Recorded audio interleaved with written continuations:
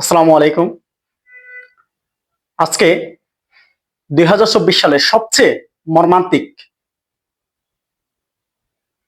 একটা ঘটনা নিয়ে আলোচনা করতে চাচ্ছি। ঘটনাটি হচ্ছে চাঁদপুরের জাহাজে ঘটে যাওয়া ৭ খুনের যে ঘটনা, ওইটা ৭ খুনের ঘটনাটা যখন ল্যাব ঘটনাস্থলে গিয়ে তদন্ত করছে, তখন ইরফান নামে ওই ছেলেটাকে আটক করা হয়েছে। ইরফান নামে ওই ছেলেটাকে যখন রিমান্ডে এনে জিজ্ঞেস করা হয়েছে, তখন ইরফান নামে ওই ছেলেটা স্বীকার করেছে মাস্টার বেতন দিতে দেরি করে এবং বাচ্চাদের টাকা না দেওয়ার কারণে ফার্মেসি থেকে একদিন পর পর 18টা গোমর ট্যাবলেট নিয়ে এসে তরকারির দেশির মধ্যে ওই গোমর ট্যাবলেটগুলো মিশিয়ে দেয়। ওই তরকারিগুলো যখন মাস্টার সহ আরো 7 থেকে 8 জন খায়, তখন সবাই অজ্ঞান হয়ে পড়ে। ওই অজ্ঞান হয়ে যখন পড়ে, তখন ইরফান নামের ছেলেটা মাস্টারের রুমে ঢুকে পড়ে। মাস্টারের রুমে ঢুকে পড়ে চাইনিজ একটা কোদালের মতো একটা জিনিস নিয়ে মাস্টারের গলা জবাই করে দেয়। এর পরবর্তী পার্শ্ববর্তী আর যে 6 থেকে 7 জন আছে, ওদেরকেও উনি একইভাবে জবাই করে। ওইখান থেকে একজন হসপিটালে ভর্তি আছে এখনো পর্যন্ত। ইরফান নামে ছেলেটি স্বীকার করেছে, আমি নিজে ওই 7 জনকে খুন করেছি, কিন্তু আহত হওয়া হসপিটালের ওই ব্যক্তিটি জানিয়েছে ওর সাথে আরো কয়েকজন ছিল।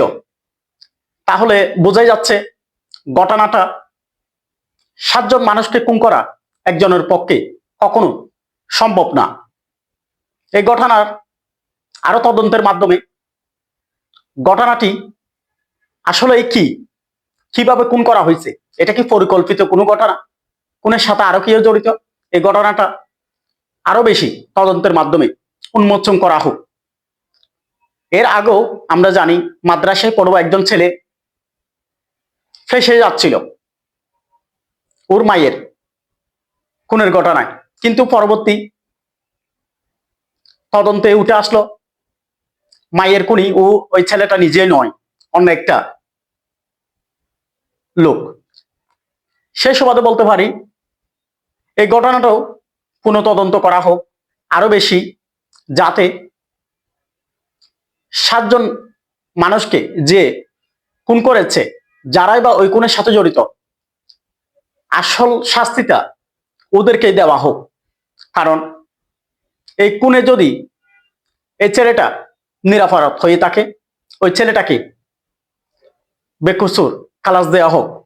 আমরা চাই কোন একটি ঘটনা সুস্থভাবে তদন্তের মাধ্যমে বিচার করা হোক, কোনো নিরপরাধ মানুষকে যাতে কোনো ঘটনায় ফাঁসানো না হোক। হয়তো আমি বিষয়টা ক্লিয়ার করতে চাচ্ছি, কারণ এর আগে আমরা জানি এরকম ঘটনা অনেক হয়েছে।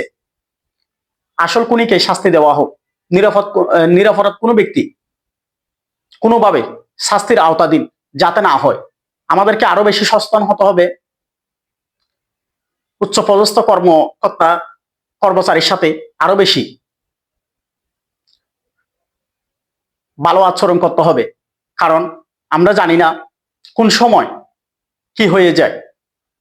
সামান্য টাকা দেওয়াতে বিলম্ব করায় এবং বাউচারের টাকা বিকাশের মাধ্যমে পেমেন্ট করবে, ওইরকম বলার কারণে একজন নয়, একসাথে 7 থেকে 8 জন মানুষকে জবাই করা, এটা আসলে কোনো ছোট বিষয় নয়।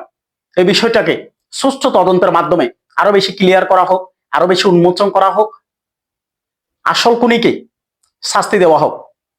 ভালো থাকবেন সবাই।